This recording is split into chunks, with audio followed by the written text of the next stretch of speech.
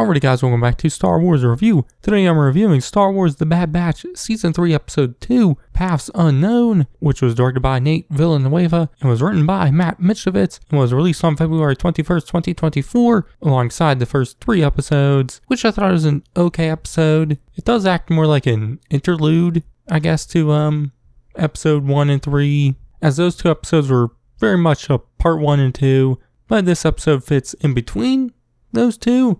As we see Hunter and Wrecker and what they're currently up to, which is trying to find Omega and get any lead they can get on her, and therefore Hemlock, which ends with seeing how they're handling things. We do see that their armor is a lot more banged up, a lot more scratches on it and whatnot. Doesn't seem like they've done a new paint job recently, so kind of a more subtle way of showing the state that they're in. But also just seeing the 2 of them as the only members of the Bad Batch was kind of weird, but also very sad. So it does hit you in the feels there. And we do see that they've kept Tech's goggles and have them on display in the Marauder. So, there's a lot of very kind of sad moments from the episode. Though I do wish it kind of went a little more into it, because other than that, it is pretty much just a episode of the Bad Batch, very action-packed adventure of the week kind of stuff, which I've loved that through the first 2 seasons and whatnot, so I continue to enjoy it, but I do wish to have just a little bit more into the emotional side, I guess. But the episode starts on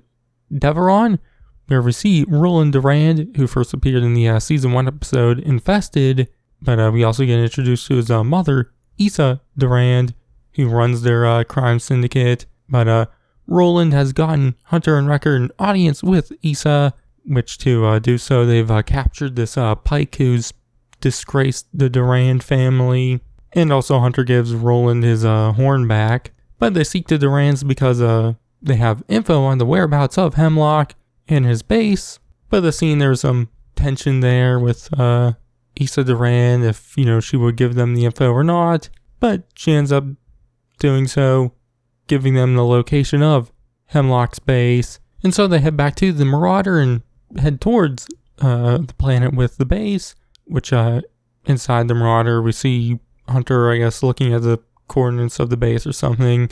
And then he kind of looks over at the Tugadal and what's sitting in, what kind of, Omega's room on the Marauder. But Wrecker then tells Hunter that Rex and Echo will be available in 2 rotations, but Hunter says that he's not going to let Omega wait another day, and so they head to the planet with the base, which is on this jungle planet, which isn't Wayland, so it's not where Omega is, but they obviously don't know that. But they land and find the base they're looking for, which has been destroyed by an orbital bombardment, which they worry if Omega was there, but they start to head down to it. But then Hunter realizes that they aren't alone and finds 2 clone cadets named Deke and Stack following them, which we see the clones introduce themselves, and Hunter and Wrecker tell them what they're there for, and that they're looking for a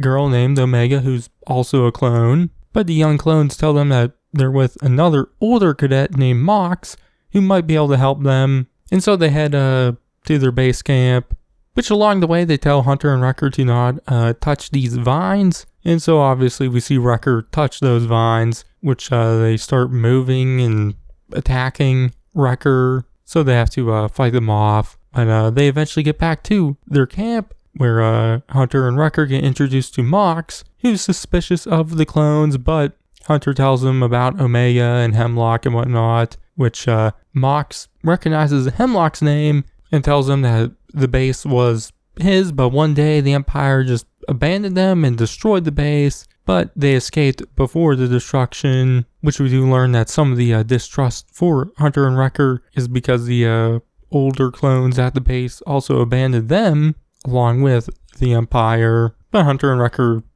tell them that they're not like the other clones and that they can take them someplace safe. But first, they need to go inside the base to find any kind of intel on where Hemlock went afterwards, which Stack says he did find a terminal still intact there once, trying to send a, transmission message or whatever, but there's no power to it, so he couldn't use it, which the Bad Batch do have Gonky still, who can power it, so they asked to be taken to it, but Deke is the only one who volunteers to help them, as the other two don't want to go to the base, as it is a toxic environment, and just dangerous. But we see Deke take Hunter and Wrecker inside, which is more of those vines all over the place, and there's like little creature thingies coming out of them. Kind of remind me of like head crabs from the Half-Life games,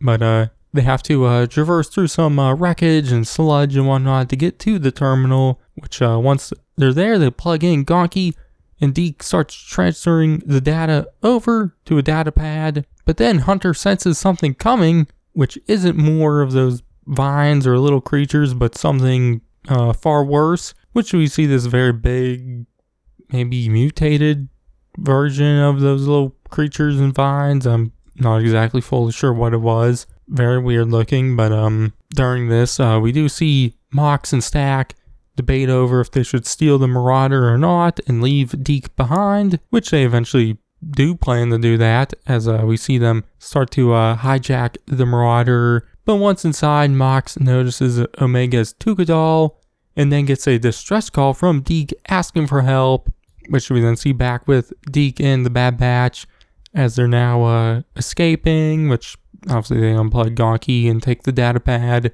with the info, which eventually they're just kind of floating on a piece of wreckage through the sludge with nowhere else to go. But the Marauder comes and picks them up, as Mox and Stack have had a change of heart. But that big creature starts wrapping up the Marauder, and then we start to see its like mouth coming out of the sludge. And so they take the explosive crate and dump all the explosives into its mouth and blow it up, allowing them to escape.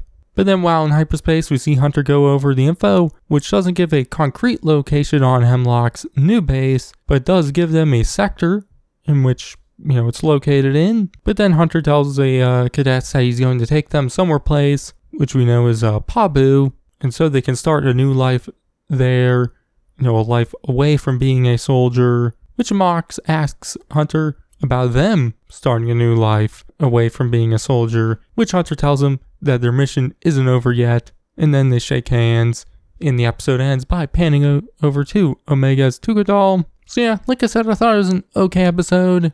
I like diving into, what Hunter and Wrecker have been up to, and I enjoyed everything with the stranded cadets, and it was nice to see some payoff with Roland Durand also. But I do wish the episode maybe dived a little more into kind of the personal emotions between Hunter and Wrecker and whatnot, and also the conflict in the later half of the episodes of the big creature and whatnot. I just wasn't that into, but I will say it was nice to get the Bad Batch action scenes back, as like I said earlier, have quite enjoyed them in the first 2 seasons and whatnot. But all in all, I came away from this episode just wanting a little more from it, I guess.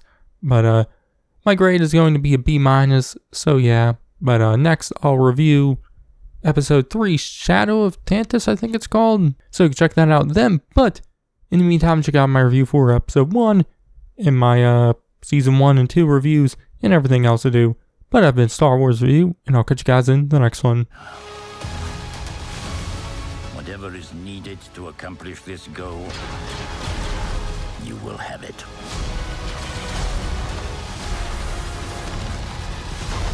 They are coming.